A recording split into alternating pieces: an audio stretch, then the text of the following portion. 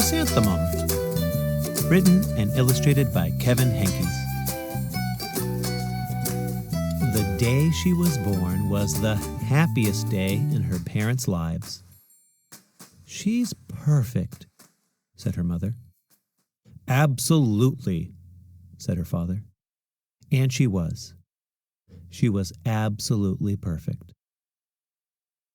"Her name must be everything she is," said her mother. "Her name must be absolutely perfect," said her father. And it was. Chrysanthemum. Her parents named her Chrysanthemum. Chrysanthemum grew and grew and grew. And when she was old enough to appreciate it, Chrysanthemum loved her name. She loved the way it sounded when her mother woke her up. She loved the way it sounded when her father called her for dinner. And she loved the way it sounded when she whispered it to herself in the bathroom mirror. Chrysanthemum, chrysanthemum, chrysanthemum. Chrysanthemum loved the way her name looked when it was written with ink on an envelope. She loved the way it looked when it was written with icing on her birthday cake. And she loved the way it looked when she wrote it herself with her fat orange crayon. Chrysanthemum, chrysanthemum, chrysanthemum. Chrysanthemum thought her name was absolutely perfect. And then she started school. On the first day, Chrysanthemum wore her sunniest dress and her brightest smile. She ran all the way. "Hooray!" said Chrysanthemum. "School!" But when Miss Chud took roll call, everyone giggled upon hearing Chrysanthemum's name. Dawn, Eve, Lois, Al, Les, Kay, Max, Sue, Bill, Pat, Tom, Sam, Ken, Joe, Rita, Victoria, Chrysanthemum. "It's so long," said Joe. "It scarcely fits on your name tag," said Rita, pointing. "I'm named after my grandmother," said Victoria. "You're named after a flower." Chrysanthemum wilted. She did not think her name was absolutely perfect. She thought it was absolutely dreadful. The rest of the day was not much better. During nap time, Victoria raised her hand and informed Mrs. Chud that Chrysanthemum's name was spelled with 13 letters. "That's exactly half as many letters as there are in the entire alphabet," Victoria explained. "Thank you for sharing that with us, Victoria," said Mrs. Chud. "Now put your head down." "If I had a name like yours, I'd change it," Victoria said as the students lined up to go home. "I wish I could," thought Chrysanthemum miserably. "Welcome home," said her mother. "Welcome home," said her father. "School is no place for me," said Chrysanthemum. "My name is too long. It scarcely fits on my name tag. And I'm named after a flower." "Oh, pish," said her mother. "Your name is beautiful." "And precious and priceless and fascinating and winsome," said her father. "It's everything you are," said her mother. "Absolutely perfect," said her father. Chrysanthemum felt much better after her favorite dinner, macaroni and cheese with ketchup, and an evening filled with hugs and kisses and parcheesi. That night, Chrysanthemum dreamed that her name was Jane. It was an extremely pleasant dream. The next morning, Chrysanthemum wore her most comfortable jumper. She walked to school as slowly as she could. She dragged her feet in the dirt.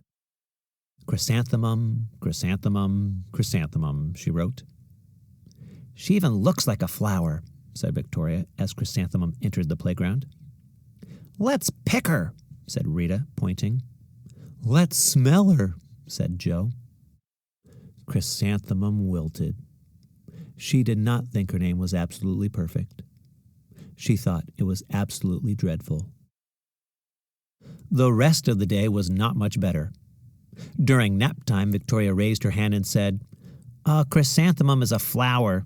It lives in a garden with worms and other dirty things." "Thank you for sharing that with us, Victoria," said Mrs. Chudd. "Now put your head down." "I just can't believe your name," Victoria said as the students lined up to go home.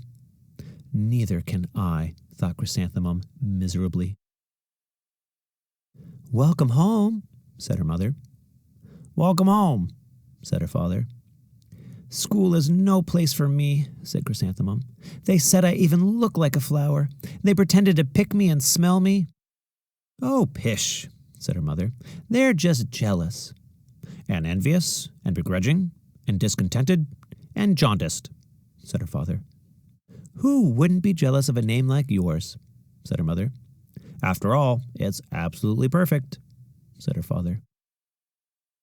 Chrysanthemum felt a trifle better after her favorite dessert, chocolate cake with buttercream frosting, and another evening filled with hugs and kisses and parcheesi. That night, Chrysanthemum dreamed that she really was a chrysanthemum. She sprouted leaves and petals. Victoria picked her and plucked the leaves and petals one by one until there was nothing left but a scrawny stem. It was the worst nightmare of Chrysanthemum's life. Chrysanthemum wore her outfit with 7 pockets the next morning.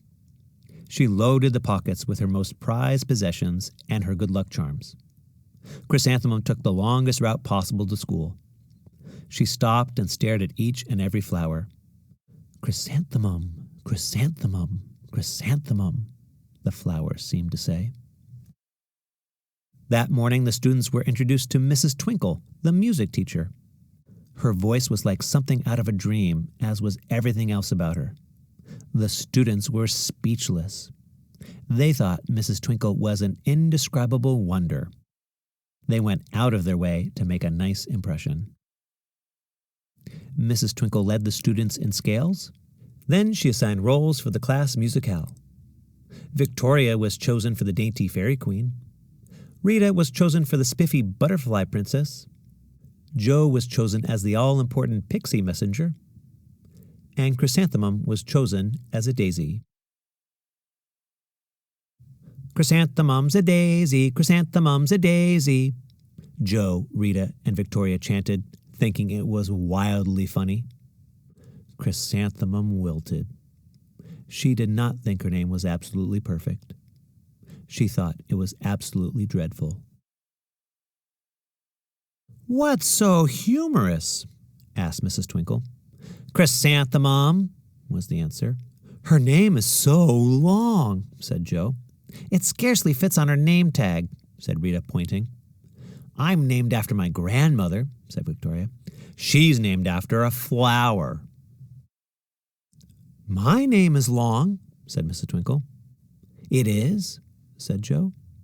"My name would scarcely fit on a name tag," said Mrs. Twinkle. "It would?" said Rita, pointing. "And," said Mrs. Twinkle, "I'm named after a flower, too." "You are?" said Victoria. "Yes," said Mrs. Twinkle. "My name is Delphinium. Delphinium Twinkle. And if my baby is a girl, I'm considering Chrysanthemum as a name. I think it's absolutely perfect." Chrysanthemum could scarcely believe her ears. She blushed. She beamed. She bloomed. Chrysanthemum, chrysanthemum, chrysanthemum. Jo, Rita, and Victoria looked at Chrysanthemum longingly. "Call me Marigold," said Jo. "I'm Carnation," said Rita, pointing. "My name is Lily of the Valley," said Victoria. Chrysanthemum did not think her name was absolutely perfect. She knew it. Epilogue. Overall, the class musicale was a huge success. Chrysanthemum was absolutely perfect as a daisy. Victoria made the only mistake. She completely forgot her lines as the dainty fairy queen. Chrysanthemum thought it was wildly funny, and she giggled throughout the entire dance of the flowers. Eventually, Mrs. Twinkle gave birth to a healthy baby girl, and of course, she named her Chrysanthemum.